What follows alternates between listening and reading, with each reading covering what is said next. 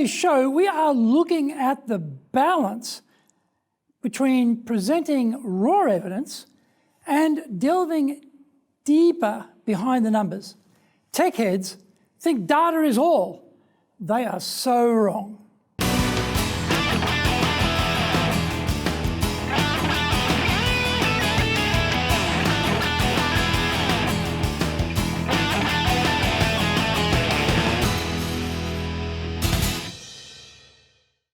Welcome back to this weekly edition every Thursday of the Japan Business Mastery Show.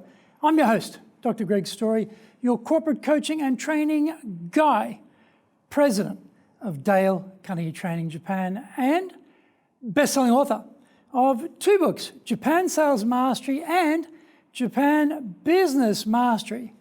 We are bringing the show to you from our High Performance Center in Akasaka, in Minato-ku in Tokyo. This is the business center of Tokyo. This is episode number 42, and we are talking about, in your presentation, pour on your evidence. Before we get going, a quick word from our sponsor. If you want to become a fully competent and confident presenter, then do the High Impact Presentations course. We are all being judged when we speak, be it in the internal team meeting or in a public environment, be it the big bosses, clients, or an industry audience. Everyone is evaluating us. Don't blow it. Get the best training on the planet. Do the High Impact Presentations course now in either Japanese or English. Are you doing business with Japan? Do you really know how things work? Japan Business Mastery provides the answers. Do you have the right networks and know how to create them? Do you know how to get on the same wavelength with Japanese buyers?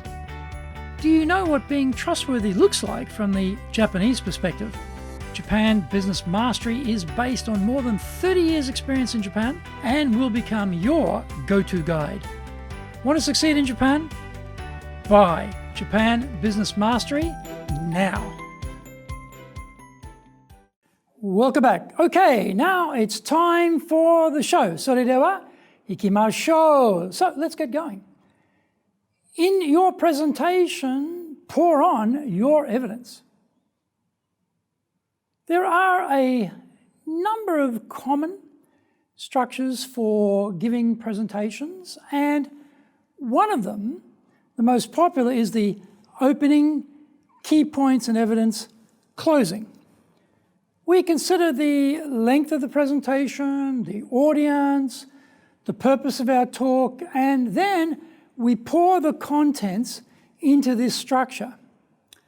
Generally, in a 30-minute speech, we can only have a few key points we can cover, so we select the most powerful and then look for the evidence which will persuade our audience.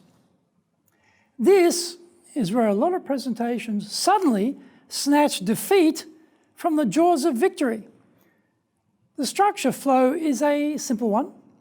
The analysis of the occasion is straightforward, but at this next stage, we can get confused about what we are trying to achieve. We might become so engrossed in the evidence assembly component that we forget the crucial why aspect of this effort. We are not here to produce mounds of statistics, battalions of bar charts, or proffer reams of text on a screen. Technically oriented presenters love to bludgeon their audience with detail, usually in font or scale so small it is barely visible on screen. No, the why is all about persuading the audience of our conclusion or way of thinking. This is communication skill rather than archaeological or archival skill. Line charts, pie charts, comparison tables are trotted out to do battle with the perceptions and biases of the audience. The errors, though, include a presentation style where the actual detail is unapproachable or is not fully accepted. The tendency to imagine that the quality data will stand by itself and not require the presenter to do much is another grave error. I don't have to be a good speaker because the quality of my information is so high is a typical, if somewhat pathetic, excuse. Another common error is to invest the vast majority of the time for the presentation preparation on the accompanying slides for the talk, digging up the data, tweaking the detail, creating the charts, arranging the order. We become quite busy.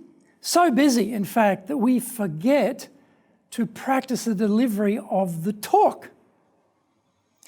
How should we fix this approach? Some examples of evidence are really powerful when they are numbers, but instead of drowning our audience with too many numbers, we can select one and use a very big font to isolate out that one number. We then talk to that number and explain what it means. If we want to use line charts or trend analysis, then one chart per slide is a good rule.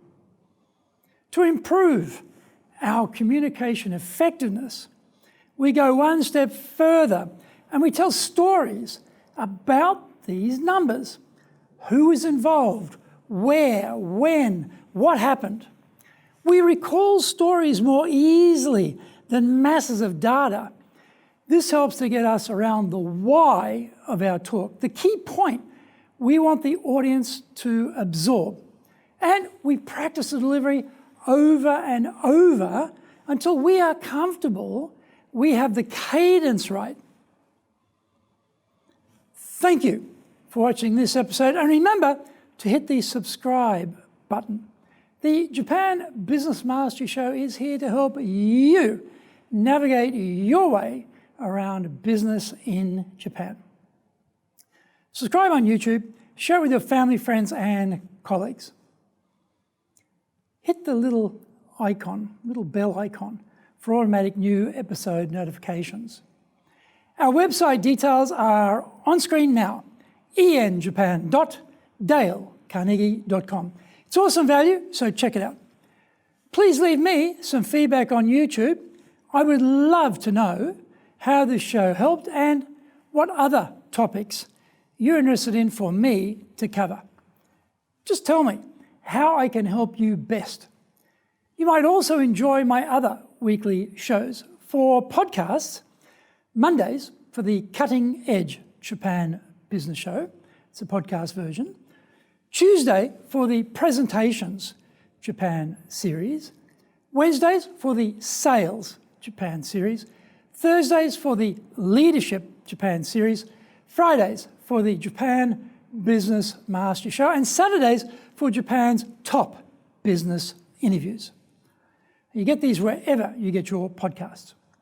Also, Mondays, I release my other TV show, the Cutting Edge Japan Business Show. That's on YouTube. And this one comes out on Fridays for the Japan Business Master Show, and then Saturdays for Japan's top business interviews. In episode number 43, we are talking about fond farewells for staff. Onegai itashimasu. Please join me for the next exciting episode of Japan Business Mastery Show.